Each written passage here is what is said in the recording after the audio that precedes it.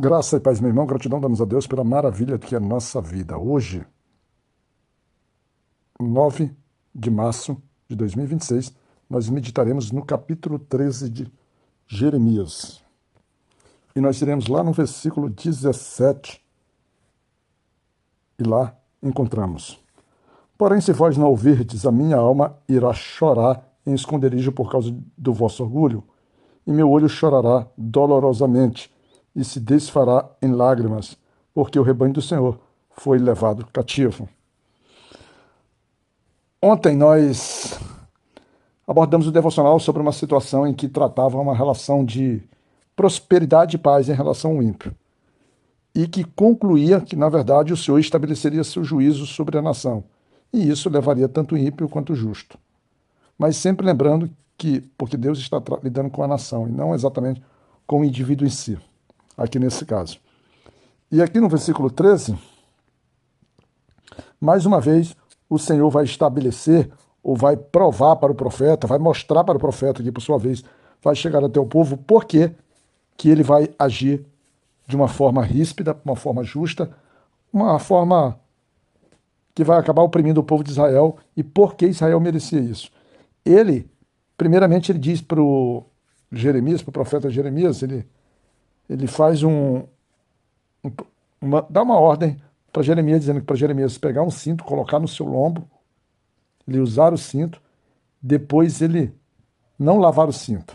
Ou seja, ele usa, coloca no corpo e tal. E logo depois de um outro momento, ele manda ele pegar, tirar esse cinto e até o rio Eufrates, ali próximo, na área do rio Eufrates, esconder aquele cinto num buraco. E logo em seguida ele manda Jeremias ir buscar o cinto. E para a surpresa de Jeremias, ele encontra aquilo que está registrado lá no versículo 7.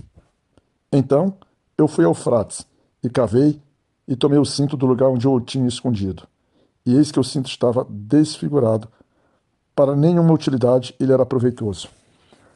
Nesse texto aqui da Bíblia BKJ Fiel, 1611, ele diz que quando o profeta foi buscar o cinto, mostrando uma plena obediência para o Senhor, tudo que o Senhor está mandando fazer, ele faz. Ele foi lá pegar o cinto, e o cinto ele encontrou ele desfigurado e que não prestava para nada, era inútil. E Deus então está sinalizando, retomando o entendimento, porque é que inclusive a própria família de Jeremias o atacava, era traiçoeira com ele. Então está mostrando que a população, a nação, o povo de Israel já não tinha jeito, ele estava apodrecido. Quando eu digo não tinha jeito, porque para o Senhor nada está perdido, mas é pela vontade do próprio povo. Ele estava apodrecido. E aí, no versículo 10, Deus diz o seguinte: que o povo, ele era malvado, ele se recusava a ouvir as palavras, que ele andava, ele tomava decisões com base na sua própria imaginação, a imaginação do seu coração, coração mau, né? E ele procurava outros deuses para servi-los. E aí, então, com essas características do povo, Deus mostra para Jeremias que aquele povo e o cinto que nada prestava tinha o mesmo significado. O povo já não servia mais para nada, não servia para os propósitos do Senhor naquele momento. E o Senhor está irado. Então, eles não estavam mais em condição de ser para o Senhor um povo por um nome, por um louvor e por uma glória. Tudo isso porque eles não deram ouvido a Deus. São filhos que não obedecem os pais. Então o profeta, mais uma vez, anuncia algo novo para aquele povo. Ele diz, de uma forma mais simples, algo muito conhecido pelo povo, que toda garrafa seria preenchida de vinho. Toda. E o que o povo faz? Ele responde de forma irônica: nós não sabemos que toda garrafa será preenchida com vinho? Certamente, né? Então ele mostra uma soberba, mostra que eles estão confiantes em si só, mostra seu orgulho. E o Senhor já estabeleceu que todos eles seriam tomados pela embriaguez, todos.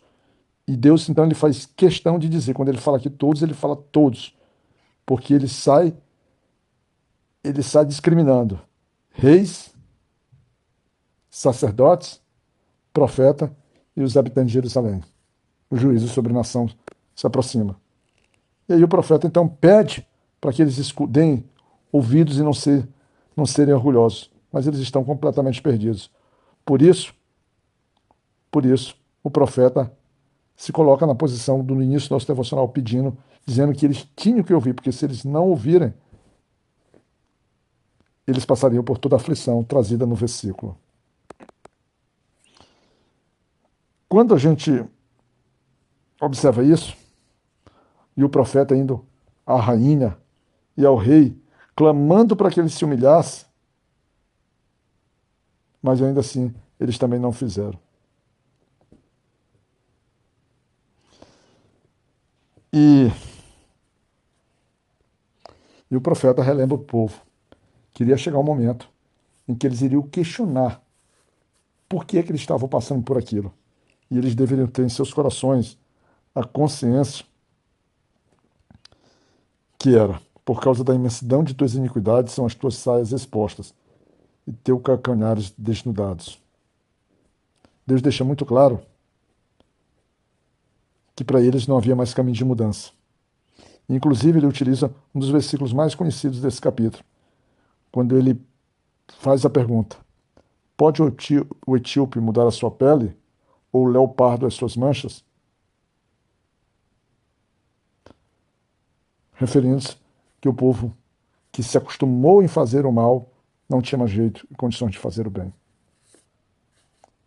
Meu querido irmão, meu querido e amado ouvinte, você tem visto que o tempo todo é a soberba, a idolatria, a iniquidade, o descaso, os ouvidos surdos em relação ao Senhor. Tudo isso conduz a nação à queda. Fica na graça de Deus, fica sob os cuidados do nosso Pai. Que Deus nos cuide, meu irmão.